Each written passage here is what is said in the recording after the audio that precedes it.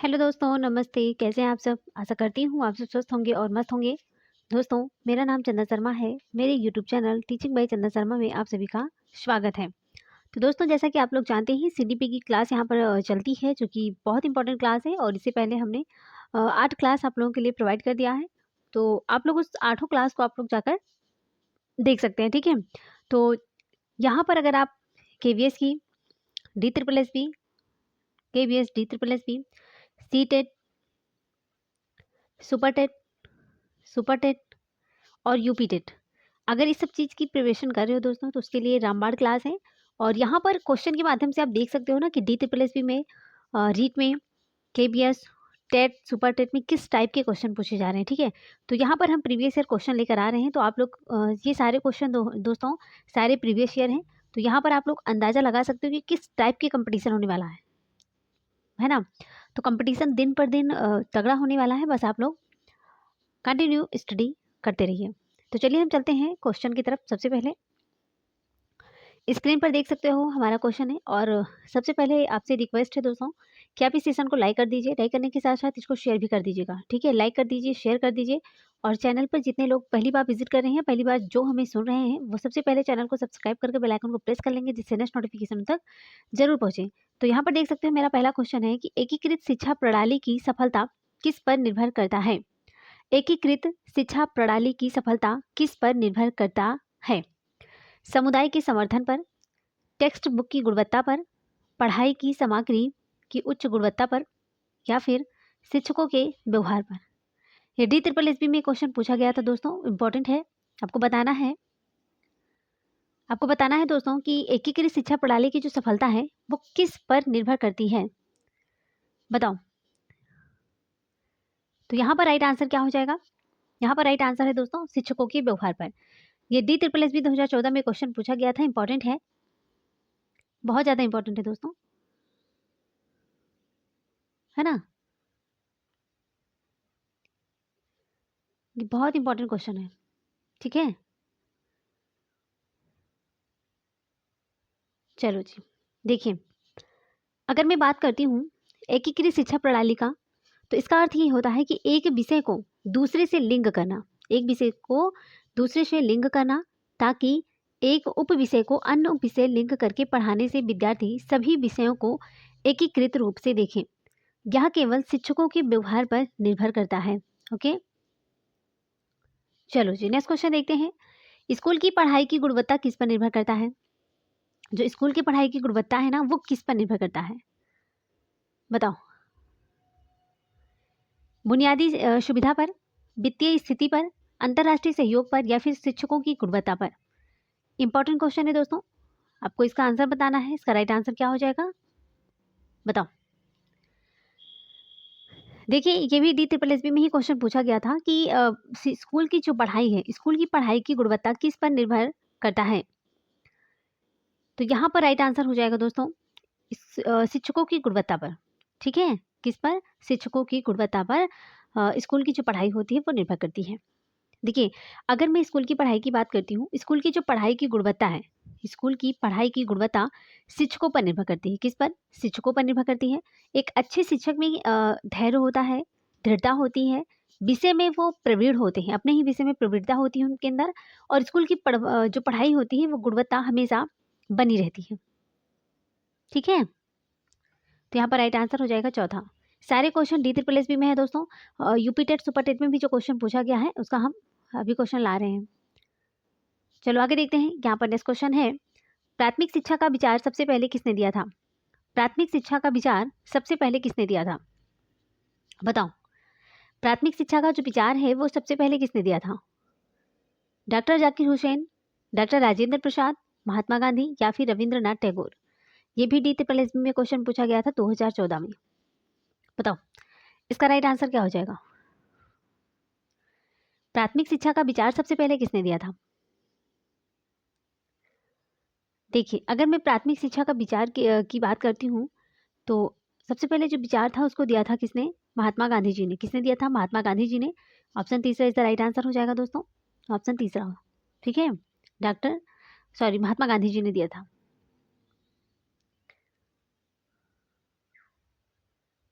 चलो जी, देखिए गांधी जी, जो गांधी जी थे, गांधी जी प्राथमिक या बुनियादी तालीम, जो बेसिक शिक्षा पद्धति के जन्मदाता थे गांधी जी महोदय।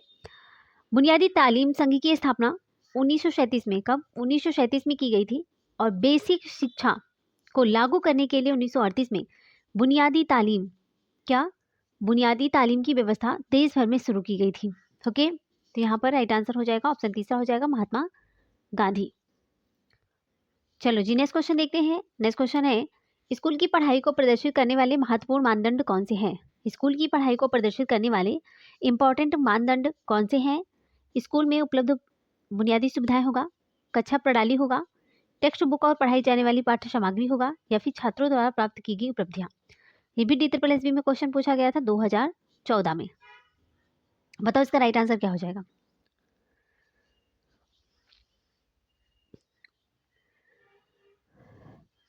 देखिए, अगर मैं इसकी बात करती हूँ तो यहाँ पर राइट आंसर हो जाएगा ऑप्शन चौथा हो जाएगा, छात्रों द्वारा प्राप्त की गई उपलब्धियां। छात्रों द्वारा प्राप्त की गई उपलब्धियां। देखिए, छात्रों के द्वारा अगर प्राप्त की गई जो उपलब्धियां होती हैं वो स्कूल की पढ़ाई को सबसे अच्छी तरह से प्रदर्शित कर सकती हैं जब छात्रों द्वारा प्राप्त की गई उपलब्धियों का स्तर उच्च हो, क्योंकि उपलब्धियां ही पढ़ाई के स्तर को प्रदर्शित करती हैं। तो यहाँ पर ऑप्शन चौथा जो है राइट आंसर हो जाएगा। ये भी DSSB 2014 में क्वेश्चन पूछा गया था। चलो जी, आगे देखते हैं। नेक्स्ट क्वेश्चन है, जब एक शिक्षक की कक्षा में सामान्य छात्र के साथ साथ दृष्टिहीन छात्र भी शामिल हो, वह उस कक्षा में किसी भी प्रकार की सामूहिक गतिविधियों का संचालन किस प्रकार करेगा? ऑप्शन पहला कहता है कक्षा में छात्रों के बीच समावेशी शिक्षा की भावना उत्पन्न करना। सेकेंड ऑप्शन है समान छात्रों के बीच नेत्रहीन छात्रों के लिए सहानुभूति विकसित करना, या फिर नेत्रहीन छात्रों के बीच तनाव बढ़ने की संभावना, या फिर छात्रों के बीच विभेद उत्पन्न करना। ये भी DSSB में क्वेश्चन पूछा गया था। आप बताइए इसका राइट आंसर क्या हो जाएगा?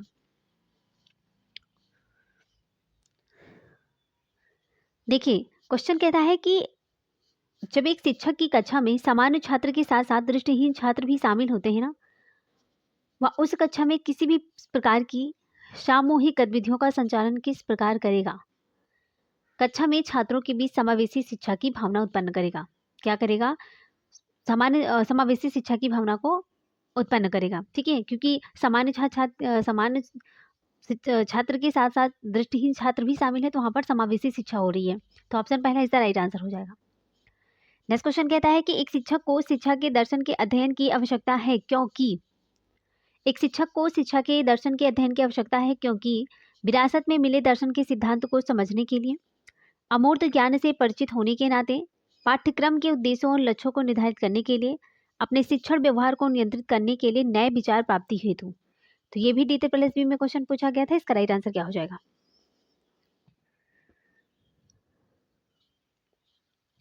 एक शिक्षक को शिक्षा के दर्शन के अध्ययन की आवश्यकता है क्योंकि अपने शिक्षण व्यवहार को नियंत्रित करने के लिए नए विचार प्राप्ति हेतु। ऑप्शन चौथा इसका राइट आंसर हो जाएगा। ठीक है, चलो आगे देखते हैं। नेक्स्ट क्वेश्चन है, कक्षा गतिविधियों और निर्देशों को व्यवस्थित करने के लिए उपयोग किए जाने वाला वह तरीका जो एक खुशहाल और उत्पादक शैक्षिक वातावरण का निर्माण करता है। ऑप्शन पहला है सहकारी शिक्षा, पाठ्य योजना, कक्षा प्रबंधन, या फिर लौकिक की विधि। DSSB में क्वेश्चन पूछा गया था दोस्तों। इसका राइट आंसर क्या हो जाएगा? कक्षा गतिविधियों और निर्देशों को व्यवस्थित करने के लिए उपयोग किए जाने वाला वह तरीका जो एक खुशहाल और उत्पादक शैक्षिक वातावरण का निर्माण करता है। इसका राइट आंसर क्या हो जाएगा? बताइए इसका राइट आंसर क्या हो जाएगा? देखिए, इसका राइट आंसर हो जाएगा दोस्तों, ऑप्शन पहला हो जाएगा सहकारी शिक्षा। क्या हो जाएगा? सहकारी शिक्षा। देखिए, सहकारी शिक्षा का अर्थ होता है सामूहिक तथा सहयोगात्मक शिक्षा प्रदान करना, ताकि कक्षा का जो माहौल हो वो खुशनुमा बना रहे और शिक्षार्थी का अधिगम सामूहिक और व्यक्तिगत रूप से हो। सामूहिक शिक्षा में सामाजिकरण का भी विकास होता है। क्या होता है? सामूहिक शिक्षा में क्या होता है? सोशलाइजेशन, सामाजिकरण का विकास होता है। सामाजिकरण का विकास होता है। ठीक है, चलो नेक्स्ट क्वेश्चन देखते हैं। शिक्षकों के कार्यों के अध्ययन के अनुसार एक शिक्षक के लिए अपनी कक्षा प्रबंधन योजना को परिभाषित और कार्यान्वित करने के लिए सबसे महत्वपूर्ण समय क्या होता है? स्कूल वर्ष के पहले कुछ दिनों के दौरान होता है, रिपोर्ट कार्ड के जारी होने के ठीक बाद होता है, ग्रेडिंग अवधि के अंतिम दिन होता है या फिर स्कूल के दूसरे सप्ताह के दौरान कक्षा की संरचना स्थिर हो जाने के बाद। बताइए इसका राइट आंसर क्या हो जाएगा।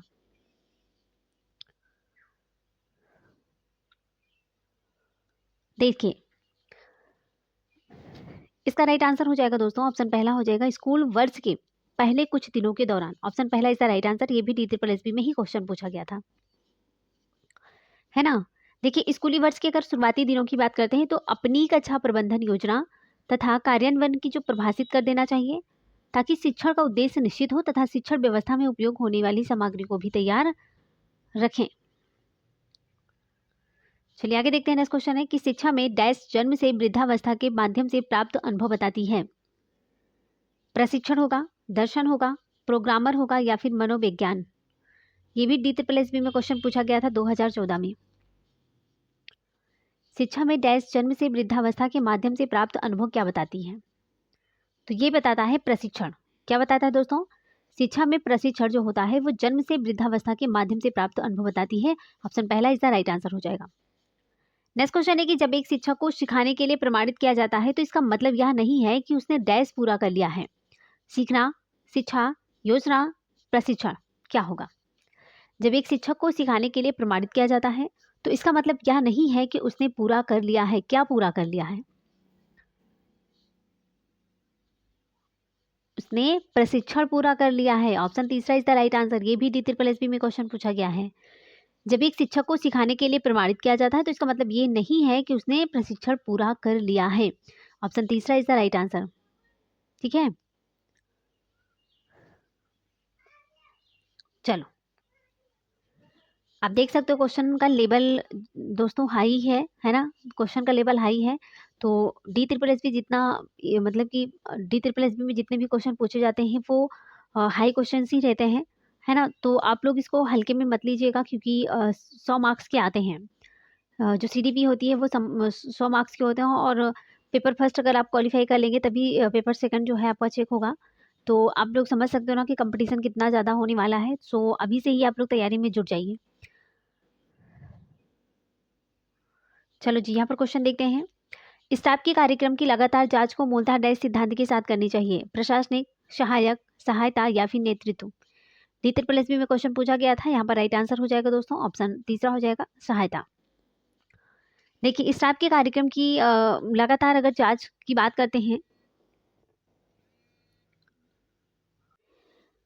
तो यहाँ पर अगर मैं बात करती हूँ स्टाफ के कार्यक्रम की लगातार जांच को मूलतः सहायता सिद्धांत के साथ करनी चाहिए, है ना। क्योंकि स्टाफ के कार्यक्रम की लगातार जो जांच होती है समन्वय और नियंत्रण संबंधी सिद्धांत से करने पर अध्यापक को शिक्षण प्रक्रिया को सुधारने का मौका मिलता है और वो अपने शिक्षण प्रक्रिया में हो रही गलतियों से सीखकर अपनी अध्ययन प्रक्रिया को सुधार भी सकता है। तो यहाँ पर राइट आंसर हो जाएगा तीसरा। ठीक है, चलो जी आगे देखते हैं। नेक्स्ट क्वेश्चन है सामान्यतः 12 साल के बच्चे में सबसे अधिक क्या पाई जाती है।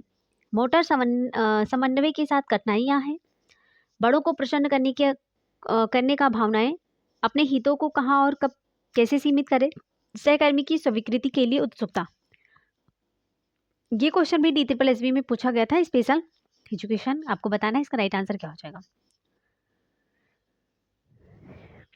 देखिए अगर मैं इसकी बात करती हूँ 28 नंबर के क्वेश्चन की, तो यहाँ पर पूछा गया है कि सामान्यतः 12 साल के बच्चे में सबसे अधिक क्या पाई जाती है। तो 12 साल के जो बच्चे होते हैं उनमें सबसे ज़्यादा जो है कि सहकर्मी की स्वीकृति के लिए उत्सुकता होती है ना। ऑप्शन चौथा इज द राइट आंसर हो जाएगा। इस अवस्था में क्या होता है ना कि इस अवस्था में जो जिज्ञासा होती है वो अधिक होती है ना। जिज्ञासा की जो प्रवृत्ति होती है वो बहुत ज़्यादा होती है। इस अवस्था में बालक क्यों, कैसे के प्रश्न अधिक पूछता है और इसमें सहकर्मी की स्वीकृति के लिए उत्सुकता रहती है। वह स्वप्रेम की भावना को त्याग करके आपसी मेल मिलाप को बढ़ावा देता है। ठीक है, तो यहाँ पर राइट आंसर हो जाएगा चौथा। नेक्स्ट क्वेश्चन है कि बच्चे के पहले शिक्षक होते हैं पूर्व प्राथमिक स्कूल शिक्षक, माता पिता, समाज या फिर स्कूल शिक्षक। DSSB असिस्टेंट टीचर में क्वेश्चन पूछा गया था। यहाँ पर राइट आंसर हो जाएगा माता पिता, है ना। बच्चे के जो पहले शिक्षक कौन होते हैं, मम्मी पापा होते हैं, उसके माता पिता होते हैं। ऑप्शन दूसरा इज द राइट आंसर। चलो आगे देखते हैं। कौन सा सिद्धांत बताता है कि सर्वश्रेष्ठ शिक्षा वह होती है जब एक शिक्षक छात्र की रुचि को जगाने में सफल होता है। प्रेरणा का सिद्धांत है, उत्तेजना का सिद्धांत है, लक्ष्य निर्धारण का सिद्धांत है या फिर साहचर्य का सिद्धांत है। बताइए इसका राइट आंसर क्या हो जाएगा। यहाँ पर राइट आंसर हो जाएगा ऑप्शन पहला हो जाएगा प्रेरणा का सिद्धांत। क्या हो जाएगा? प्रेरणा का सिद्धांत। देखिए, प्रेरणा जो होता है सीखने की क्रियाओं में विद्यार्थी में रुचि को उत्पन्न और उत्तेजित करने के साथ संबंधित है। जब एक शिक्षक बच्चों में रुचि उत्पन्न कर देता है तो अध्यापक में अपने आप ही रुचि हो जाती है ना? यहाँ पर राइट आंसर हो जाएगा पहला। नेक्स्ट क्वेश्चन है कि शिक्षक डैश प्रक्रिया से निकटता से जुड़े हुए हैं। देखिए, शिक्षक प्रक्रिया से निकटता से जुड़े हुए हैं। अध्ययन होगा, लर्निंग होगा, मूल्यांकन होगा या फिर अवलोकन होगा। यहाँ पर राइट आंसर हो जाएगा दोस्तों ऑप्शन दूसरा हो जाएगा लर्निंग होगा। क्या होगा? लर्निंग। सीखना एक ऐसी प्रक्रिया होती है जिसमें अनुभव और प्रशिक्षण के फलस्वरूप किसी सीखने वाले के व्यवहार में अपेक्षाकृत अस्थायी परिवर्तन लाए जा सकते हैं। शिक्षक इस कार्य से जुड़ा है। शिक्षक इस कार्य से जुड़ा है। चलो जी आगे देखते हैं क्वेश्चन क्या कहता है। बच्चों को स्कूल में लोकतांत्रिक जीवन के बारे में डैश अवसर दिया जाना चाहिए। सीखने का, अनुभविक, समझ या फिर जानने का। बच्चों को स्कूल में लोकतांत्रिक जीवन के बारे में जानने का अवसर दिया जाना चाहिए या फिर समझने का अवसर देना चाहिए, सीखने का अवसर दिया जाना चाहिए या फिर अनुभविक अवसर देना चाहिए। तो स्कूल में बच्चों को स्कूल में लोकतांत्रिक जीवन के बारे में अनुभविक अवसर दिया जाना चाहिए। यहाँ पर ऑप्शन दूसरा इसका राइट आंसर हो जाएगा, है ना। देखिए, लोकतांत्रिक जीवन के लिए बच्चों को अनुभव कराने के अवसर को विकसित करने की जरूरत होती है। अनुभव के कारण व्यक्ति सबसे ज़्यादा सक्रिय रूप से सीख सकता है। अनुभव जो होता है वो प्रत्यक्ष अप्रत्यक्ष दोनों ही हो सकते हैं। जो अनुभव होता है वो प्रत्यक्ष और अप्रत्यक्ष दोनों हो सकता है। तो यहाँ पर राइट आंसर हो जाएगा दूसरा। चलो जी आगे देखते हैं क्वेश्चन क्या कहता है। कक्षा में छात्रों के बीच रुचि बनाए रखने के लिए कई शिक्षक को चाहिए कि शिक्षक को क्या चाहिए? ब्लैक बोर्ड का उपयोग करें, चर्चा करें, कहानियां सुनाएं या फिर सवाल पूछें। तो कक्षा में छात्रों के बीच रुचि बनाए रखने के लिए शिक्षक को चाहिए कि वह कहानियां सुनाएं। क्या करें? कहानियां सुनाएं। ठीक है,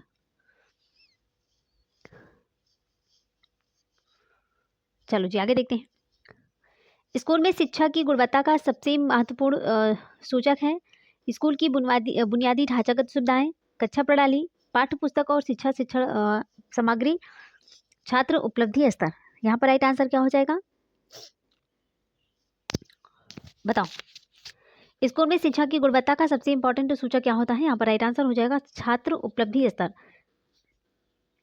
ऑप्शन चौथा is the right answer. Option चौथा इज द राइट आंसर।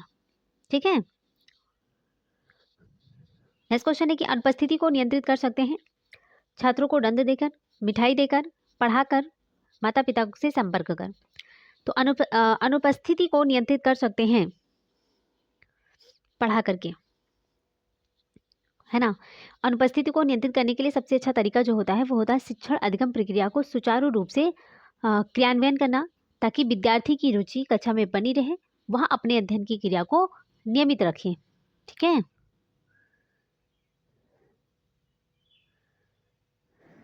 चलो आगे देखते हैं। क्वेश्चन कहता है कि शिक्षण किस स्थान पर होता है? स्कूल में, स्कूल के बाहर, स्कूल के भीतर और बाहर या फिर केवल कक्षा में? तो दोस्तों जो शिक्षा होती है, तो सिंपल सा क्वेश्चन है, जो शिक्षा होती है शिक्षण वो स्कूल के भीतर भी होता है, स्कूल के बाहर भी होता है ना। जो शिक्षण होता है स्कूल के भीतर और बाहर दोनों जगह पर होता है। ऑप्शन तीसरा इसका राइट आंसर हो जाएगा। ठीक है, चलो आगे क्वेश्चन कहता है कि निम्नलिखित में से कौन शैक्षिक कार्यप्रणाली का मुख्य घटक है? सिनेटिक्स शिक्षण मॉडल, बेसिक शिक्षण मॉडल, प्रेरक का मॉडल, सामाजिक प्रेरण मॉडल। क्या हो जाएगा इसका राइट आंसर? देखिए, निम्नलिखित में से कौन शैक्षिक कार्य प्रणाली का मुख्य घटक है? तो यहाँ पर राइट आंसर हो जाएगा ऑप्शन दूसरा हो जाएगा बेसिक शिक्षण मॉडल। शैक्षिक प्रणाली के मुख्य घटक के रूप में अगर मैं बात करती हूँ तो 1962 में, कब? 1962 में रॉबर्ट ग्लेसर, कौन? रॉबर्ट ग्लेसर, कब? 1962 में रॉबर्ट ग्लेसर ने बेसिक टीचिंग मॉडल विकसित किया। इस मॉडल में शिक्षण प्रक्रिया को 4 घटकों में बांटा गया। कौन कौन से थे वो? निर्देशात्मक उद्देश्य था, प्रवेशात्मक व्यवहार, सूचनात्मक पद्धति, कार्य निष्पादन। तो यहाँ पर राइट आंसर क्या हो जाएगा दोस्तों? ऑप्शन दूसरा हो जाएगा बेसिक शिक्षण मॉडल। ठीक है, चलो दूसरा। नेक्स्ट क्वेश्चन है कि विद्यालय के प्रबंधन का मुख्य उत्तरदायित्व किस पर होता है? प्रधानाचार्य पर, अध्यापक, प्रबंधक, उपरोक्त सभी। तो यहाँ पर विद्यालय के प्रबंधन का जो मुख्य उत्तरदायित्व होता है वो प्रधानाचार्य का होता है। किसका होता है? प्रधानाचार्य का होता है ना। विद्यालय के प्रबंधन का जो पूरा उत्तरदायित्व होता है उसके प्रधानाचार्य का है। वह अपने विद्यालय का व्यवस्थापन, संचालन, सहयोगी शिक्षकों का मित्र, दार्शनिक और निर्देशक तथा छात्रों का वास्तविक संरक्षक है। उसी के द्वारा विद्यालय की विभिन्न क्रियाओं में समायोजन स्थापित किया जाता है। चलो जी आगे देखते हैं नेक्स्ट क्वेश्चन क्या कहता है। डैश के अनुसार प्राथमिक स्तर पर अध्यापक विद्यार्थी अनुपात 1:39 है। 39 था, बताइए। छठे अखिल भारतीय शैक्षिक सर्वे के अनुसार, पांचवें अखिल भारतीय शैक्षिक सर्वे के अनुसार, चौथे अखिल भारतीय शैक्षिक सर्वे के अनुसार, दूसरे अखिल भारतीय शैक्षिक सर्वे के अनुसार, बताइए इसका राइट आंसर क्या हो जाएगा। तो यहाँ पर राइट आंसर हो जाएगा दोस्तों ऑप्शन पहला हो जाएगा। छठे अखिल भारतीय शैक्षिक सर्वे के अनुसार जो से अध्यापक विद्यार्थी का अनुपात था, रेशियो जो था वो 1:39 था। ओके, ऑप्शन पहला इसका राइट आंसर हो जाएगा। चलो आगे देखते हैं क्वेश्चन क्या कहता है। स्कूल के ड्रॉप आउट का अर्थ क्या होता है? लापरवाही से स्कूल आना, हमेशा के लिए स्कूल छोड़ देना, कक्षा से नागा करके खेलना, उपयुक्त में से कोई नहीं। ये भी T+B में क्वेश्चन पूछा गया था दोस्तों। स्कूल में ड्रॉप आउट का अर्थ क्या होता है? अगर ड्रॉप आउट की बात करती हूँ ना तो ड्रॉप आउट का मतलब होता है कि हमेशा के लिए स्कूल छोड़ देना। ऑप्शन दूसरा इज द राइट आंसर हो जाएगा, हमेशा के लिए स्कूल छोड़ देना। वास्तव में इसका जो अर्थ होता है वो बिना पढ़ाई के विद्यालय छोड़ना, पारिवारिक समस्याएं व शैक्षणिक कठिनाइयां जैसे इसके कई कारण हो सकते हैं जिसके कारण छात्र अपनी हाई स्कूल की शिक्षा पूरी नहीं कर पाते हैं। ओके, नेक्स्ट क्वेश्चन कहता है कि स्कूल से भागने और अनुपस्थित रहने का कारण क्या है?